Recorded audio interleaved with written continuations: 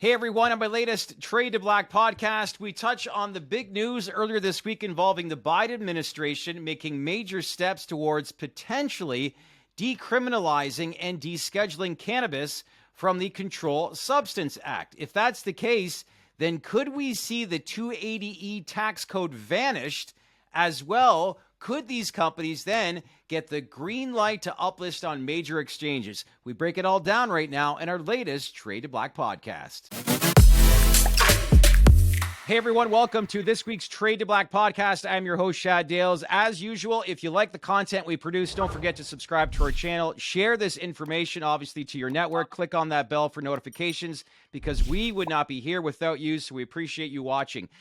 In addition to, obviously, everything that we're going to be discussing today, as usual, all views on the Trade to Black podcast and the guests on this podcast are purely opinion. You should not treat any opinions expressed by us or guests as investment advice. The views on this podcast are solely intended to be informational and are not investment advice. Okay, let's begin. Let's go. Let's welcome back in. He is the chairman of Terrascend, Jason Wild. How are things, sir? Hey there. How are you? Nice to see you. Great to see you as well. Let's welcome back in from earlier this week. He is the founder and chief investment officer of Seymour Asset Management and also runs the Cannabis ETF CNBS. Tim Seymour joins us once again. Tim, we're doing something right here. We've got you on twice in 1 week. How are things? That makes me a lucky guy. So great to be here and great to have these conversations. It's nice to have headlines that are legit headlines to talk about in the cannabis space, and let's dig in. Yeah, of course. 3 weeks ago, we saw both of you guys at the Benzinga conference. The sentiment was we probably wouldn't see much news pertaining to legislation with the U.S. government, but obviously that changed this week with the Biden administration coming out about making major steps towards decriminalizing, as well as setting in motion a process that could see cannabis rescheduled or descheduled from the Controlled Substance Act. So, Jason, we'll start with you. Based on that feedback, is this big news even more in addition to, say, safe banking, that we could see it removed from the Controlled Substance Act? Absolutely. I think that was the positive surprise about Biden's statement or his series of tweets. At first, when I saw the headlines come out, I said to myself that's great. This means that he's getting behind SAFE, or he realized the SAFE is coming, and he wanted to give the Democrats a little bit of cover by talking about the pardons that he was making. But then when I saw his thread of tweets, the third one talked about rescheduling or descheduling cannabis, the fact that it's ridiculous, that it's in the same Schedule 1 as I think cocaine or heroin, and that it is even more restrictive than fentanyl. So that was definitely news. I had not heard anybody speculating on anything being done about rescheduling these products, and anytime was not expecting anything in the near term. And the amazing thing about that, if they actually undertake this expeditiously, as they described in the tweet, and if they reschedule cannabis to Schedule, I believe, 3 through 5, then it looks like 280E would not apply. Companies would actually be able to deduct their operating expenses like every other company in the U.S. And the other thing is it looks like that could potentially clear the way to U.S. listing. So everybody's been so focused and speculating on whether SAFE was going to come. I think Biden's statement makes it more likely that it does, but the upside is that the things that he's talking about are much bigger than what may or may not have been contained in SAFE. Right. Lead financial writer Benjamin Smith joins us as well. Ben, what was your take on a lot of the news? And I know you had some questions pertaining about uplisting that you wanted to ask Tim and Jason as well. Yeah, my initial reaction when I saw the news, honestly, was, Safe Banking Plus, what they're, the headlines that they're trying to introduce that in the lame duck session. I thought that had a stronger chance of passing, because when Biden, pardons the 6,500 cannabis possession offenders on the federal level. That's one of the big things that Chuck Schumer, that Cory Booker needed, the co-sponsors of COA, to really move forward with that, because they needed some expungement. They needed some measure of social justice. And while it doesn't, take care of all the measures, that's one big peg to it. So that was my initial reaction. Safe Banking Plus has a better chance of passing. I also, the descheduling thing obviously was a big thing too, especially with, as Jason mentioned, the comments that Joe Biden came out with, saying that it doesn't belong on the same level as fentanyl. And of course, fentanyl is a Schedule II drug. So that would suggest that perhaps he's even looking at Schedule III or higher, which would obviously take away the 280E requirement and then improve the earnings quality for everybody in the sector. So, let's hope on that. I don't know how long that takes. I know that takes a long time to actually get a review through. So those were my first two initial reactions. That and also as well that obviously the administration wanted to make a statement by packaging these two things together. Yeah. I looked at that as a statement thing, that they really want to signal that they want to change the outlook and the expectations going forward in the sector. So that was my initial reaction. So, Tim, if we see a Schedule III or higher, like, how are you anticipating as to how this, from an equity investment side, will perform leading into the midterms and beyond? Look, Schedule 3 has many different ramifications, and as you get into removal of 280E and the tax issues, immediately investors jump to the biggest headwind that I think the cannabis space has had. It's not it's a complex industry. There's a lot of dynamics. There's certainly macro inflation, recession, a cannabis consumer that's been under as much pressure as anyone. You've had sequential growth that's really slowed down, and on some level, that's also somewhat appropriate. We have big markets opening up, but free cash flow is one of the biggest. I would just say, look, there's a Goldilocks scenario for the largest players in the space, and the good news, bad news on this announcement and where we're starting to kind of let our wheels move forward on where it could go. Like, if you deschedule, you make this a Schedule 3, and you get the FDA involved. The good and the bad news for Jason, who's chairman of one of the biggest companies in the space, is I think you start to compete with folks on a strategic level that have been locked out of this industry. So I think for investors, by the way, if you think about some of the biggest headlines for market participants, it's been when the big JVs, the Molsons, but obviously the Constellation headlines of 2017, 18, those are the things that really changed valuations. And I tell you, look, the valuations in the sector would change very quickly if you were down to Schedule 3, because there's no question pharma is looking at it for different reasons. Tobacco is looking at it. I think people confuse a little bit that tobacco companies, they don't operate in a similar space at all, other than that they're highly compliant companies who are looking at market share and have made investments in booze and have made investments in other sectors.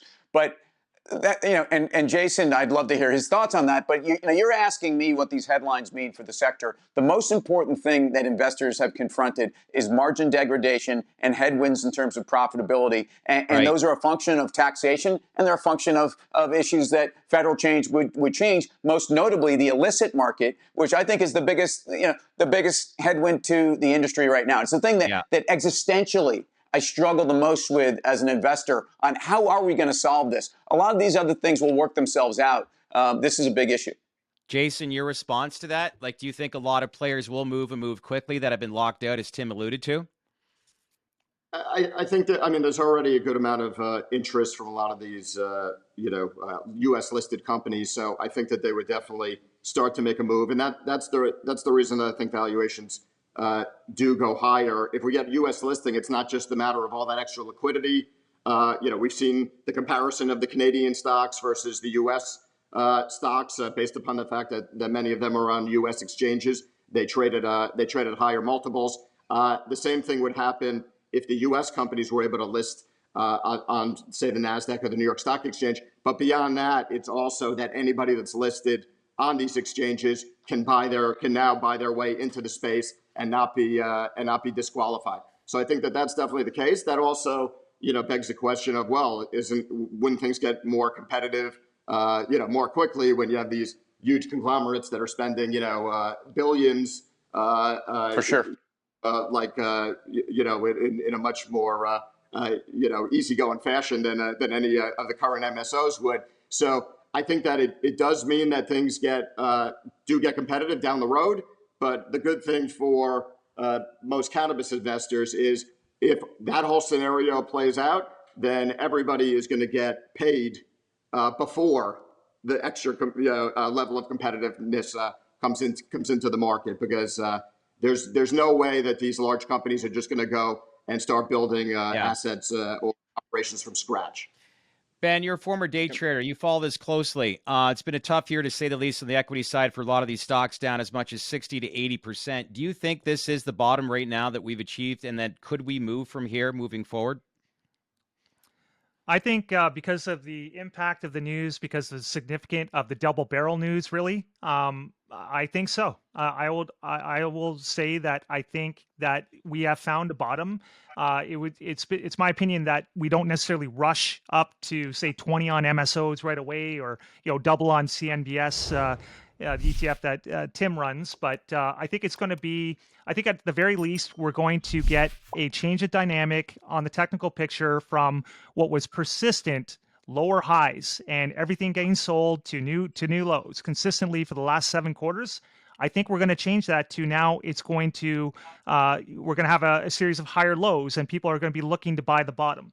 And I think that because, the review might take a long time on descheduling, but then we have Safe Plus. And as I said earlier, I think Safe Plus has a much better chance of passing since Biden initiated the pardon. So it was one of the big pillars that, Schumer, Booker, Wyden needed to the co-sponsors of COA to support that.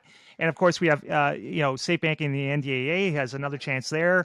So yeah, I think the catalysts swing to more of a supportive nature as opposed to pessimism and selling tops and sort of getting out of positions and pairing them. Yeah. Now people are going to be looking to accumulate.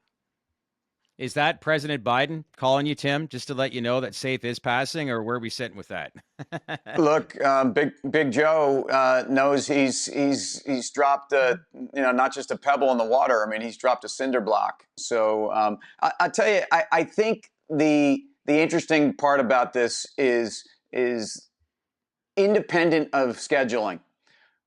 I would have argued, I think Jason would argue this, and I bet Ben would argue this, is that either way, criminal justice reform, and we kind of alluded to this, was a precursor to get anything done on SAFE. But I'd even put it from the Republican side.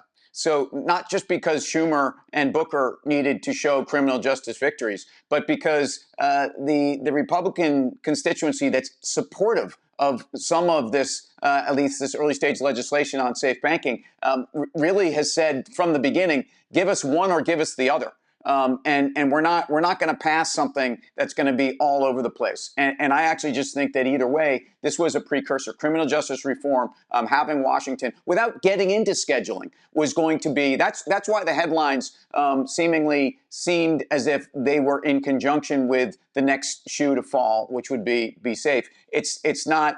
It's not critical that the scheduling part is there, but again, there is the White House out there, and I will just get into much smarter guys that walk the corridors of D.C. understand this better than I do. But my understanding is that between DEA and Biden, who essentially can make this happen at DEA and ultimately can control the whole process, they can deschedule. They don't need they don't need the legislators to do that, and that's something that actually is the powerful part of this, even though I don't think that's happening overnight. Yeah. Jason, what's yesterday's news? I know it's still only like a day or 2 days old, but are you looking at strategy-wise with the overall business? A lot of CEOs are going to say we're just going to continue on and keep doing what we're doing because we're performing really, really well. But this has to change things dramatically, does it not? Because this is really unexpected news.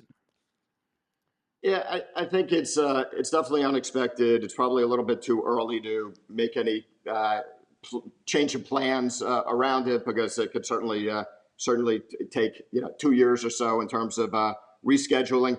I would say that over the last few months, our assessment has been, as we look at the whole cannabis landscape, that we need to make sure that the business that Terrascend and the businesses that my fund invests in as well, that these companies are structured so that they can get to cash flow positive after all of these onerous taxes and these higher than normal interest rates. That we should sort of make the assumption that nothing is going to happen that's positive on those fronts.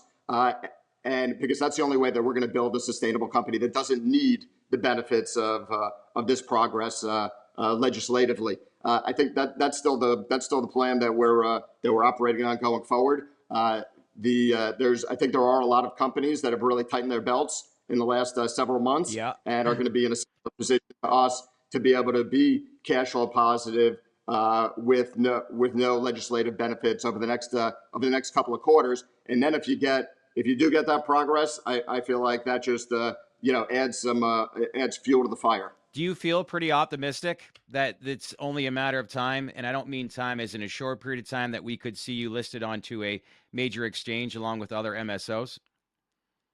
Yeah, I think it's a matter of time. Absolutely. I don't think it's happening, in the next few months, but I think it could definitely be something that realistically could happen in the next year or two. So how do we want to get back to obviously the investors that are watching this, and I'd like to get your take at especially Tim and Ben. But how are you playing, I guess, based on yesterday's news as far as investing within this actual industry? And that's a question directed to who? Sorry, my apologies. We'll start with you, Tim.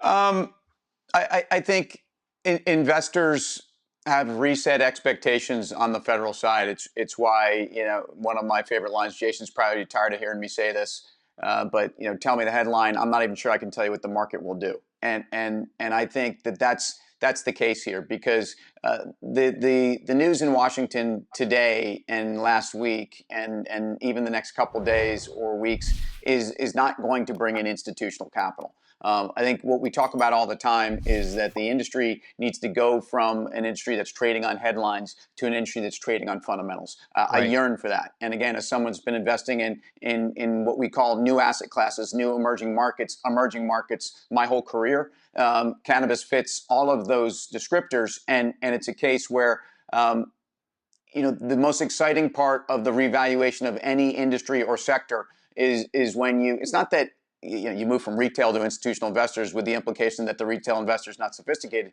It's just a sheer different change in terms of both the scope and the size of the capital, the stickiness, and the level of fundamentals that true analysts that are, say, consumer discretionary analysts who do the work, the bottom-up work, and can compare cannabis companies like Jason's relative to global peers and other CPG sectors. That's the really exciting part of it. And this sector's not even close to that. And that's the great news for investors that are investing today. We all are aware that this is an addressable market, a top-line growth story, a consumption growth story, multiple demographics involved. It doesn't have to presume anything other than the market we have today, the adult market and the illicit markets. Forget medical and pharma and the things that at times have been, snappy ways to talk about the sector. The bottom line is this is a massive industry that depending on how you're adding the numbers, within 5 years, for sure, to me, if you add up all of these corners, will be larger than beer, wine, and spirits combined. And that's the exciting place for investors. So, I get back to that. I don't like to, I get up on TV every night and I'm forced to have an opinion on which direction stocks are going to go. I'd rather be more conservative. And, in CMBS, I don't like to be someone that says I'm expecting this to happen tomorrow. I want people to be investing in the sector through my ETF because thematically, we do our work. We know the companies. We're investing today for tomorrow. That's what this is all about. And again, operators like Jason and other operators in the space are growing with the opportunity set and obviously into new markets that have different levels of profitability. But that's, this is, everybody's building this together, and this is a very exciting time. And this headline, back to what Ben said earlier, the industry needed this, and I welcome that. Yeah. Do you think, you said bigger than beer, wine, and spirits by 2025? Like, do we see one day where you see a cannabis ad running a 30-second ad during the Super Bowl?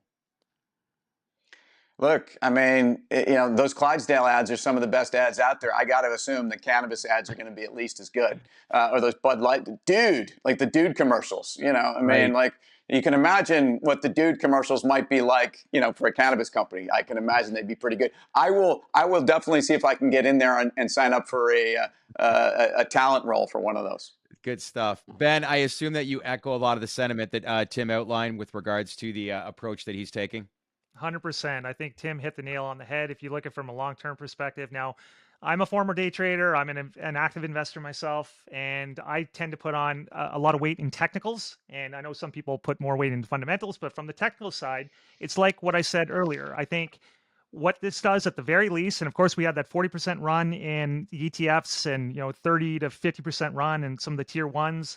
And then you're seeing some give back today. So I think it's a short-term profit opportunity, but I think what this does is now we go from pessimism, antagonism, not knowing, uncertainty to now, the administration makes a statement, and now I think that's going to be enough to pivot from technically speaking to, hopefully change the direction. It's sort of like a big oil tanker, one of those like 800-foot oil tankers in the ocean, how it turns. It's sort of like, a stock or an ETF that's in a long downtrend. It takes a while to, get the boat, turned in a direction. Yeah. And I think that we can have that now where, we can at least see safe banking is going to be a higher likelihood of that. And, that could, possibly bring on the uplisting to the TSX. Right, even if it's not to a major U.S. exchange, and that would change the dynamics by itself. So, I think investors have something to look forward to. I think hopefully we can change the trend, and I'm buying, the higher lows here when it's technically feasible on the things that I look at. Ben, Tim, Jason, appreciate you checking in. Hey everyone, thanks for watching. So what'd you think of the interview? If there's any information that you want to know more of or want to learn about, then provide us with feedback by leaving a comment below. And if you like what we're producing, then feel free to subscribe to our channel, share this video with your network, and as well, click on that bell for all notifications because we would not be here without you. We appreciate it. Thanks for watching, everyone.